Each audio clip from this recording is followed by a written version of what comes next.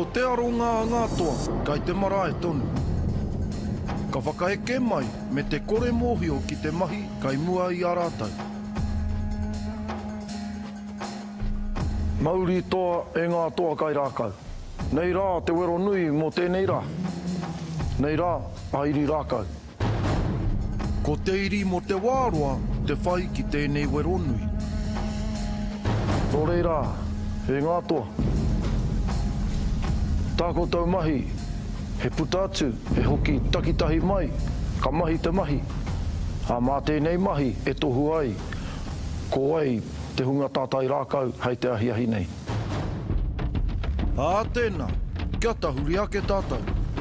Kia ka hara, kia ka.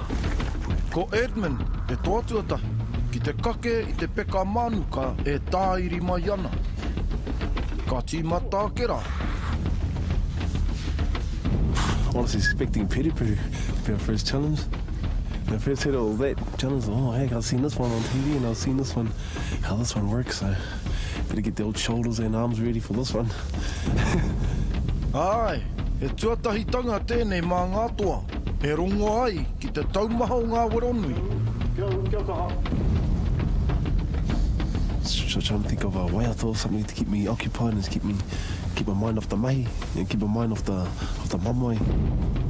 Ko te wāroa te whai a ngā toa, ki tēnei a Iri Rakau.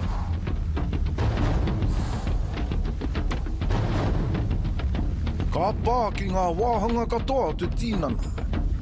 On my fingers and I started slipping. I was slipping and I was, oh no. And then I didn't know whether or not you can go back up for some more grip.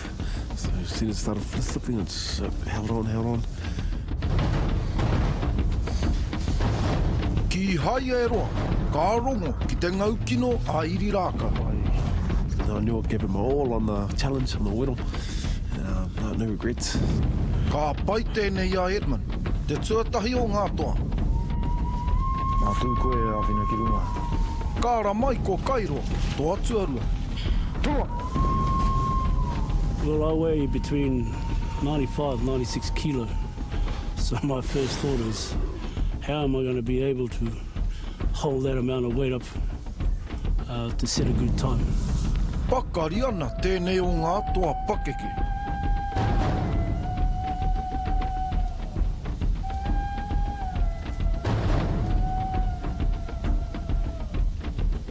One of the thoughts that were running through my mind was just count very slow, because your second will be slower than a normal second.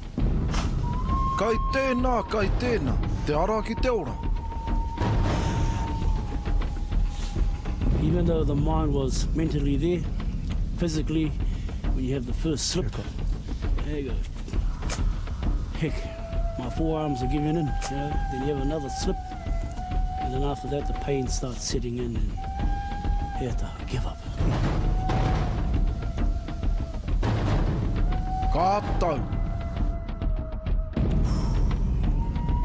Totally blew me away. Ka tau ke tēnei mahi a Kairo, tai pakeke.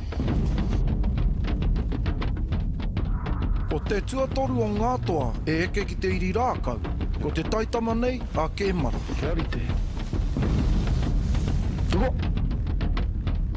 Pakari ana. It's a bit hard, because when everything's just quiet and it's like time pauses, and like you have to find ways of how to deal with the pain. Usually more te o pātere helps, just like have a good time, Mā te kaiwa wao a tū ki te rangi, hei tiro atu, hei tautiaki. Kia ka hara. Because you're sort of counting, that's not working, and then you sort of tune into a pātere, and then you start feeling pain kicking in, so you tune out of that, and then by the time it's all over. Ka pai tēnei pakaritanga a Kemara. Ka re kore, kua puta taumaha ki ngā ringaringa. The fingers were just giving way. You couldn't really do anything about it. At the end, it's all fingers, and once they give way, that's you had it in. And they're good. Ka kaha tonu a Kemara, he wāroa tonu ki aia.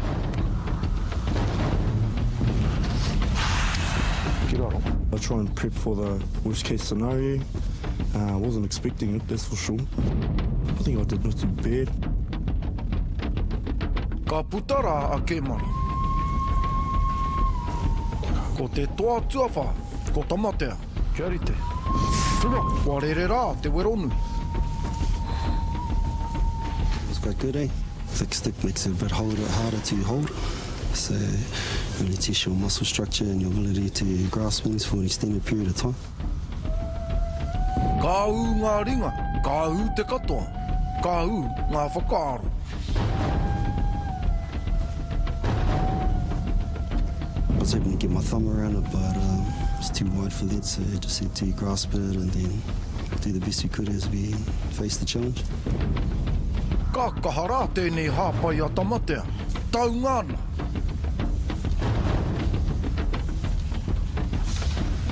As the tension built up and the blood flow was restricted in the arms, you could feel your hands starting to slip, and because you haven't got anything to lock it against, so it made it a bit harder to hold. Ka ea te wā ki a tamatea. I was trying to count, but I was trying to focus on the rako and the challenge, and yeah, just tried to do the best I could. Whea kino nei ngā mahi a wenei o ngā toa. Mai a e tā whiwhi atu ki atu.